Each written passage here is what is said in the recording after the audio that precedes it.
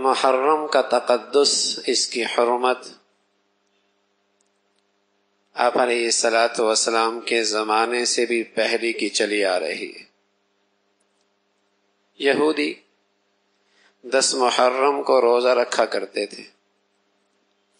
آپ علیہ الصلاۃ والسلام مدینہ تشریف لائے، پتہ چلا کہ یہودی اس دن اس لیے روزہ رکھتے ہیں کہ ان کا نظریہ اور عقیدہ یہ ہے کہ موسیٰ علیہ الصلاۃ والسلام کو فرعون سے اس دن نجات ملی تھی،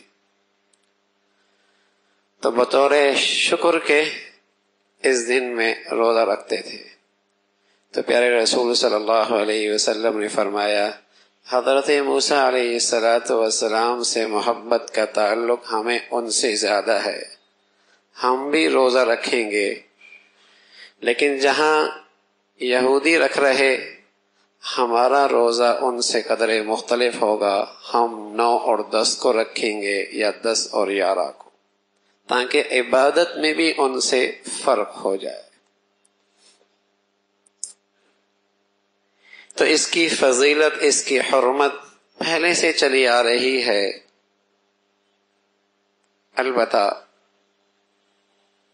آپ علیہ الصلاۃ والسلام نے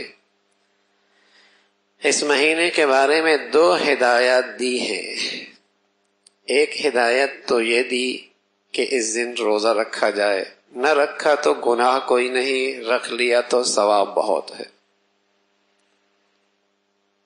نہ رکھا تو گناہ کوئی نہیں، رکھ لیا تو ثواب بہت ہے۔ ترغیب یہ ملی کہ 9 10 رکھ لو یا 10 11 رکھ لو۔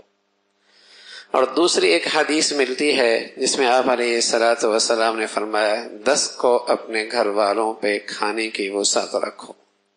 یہ 2 ارشادات اس مہینے کے متعلق ملتے ہیں۔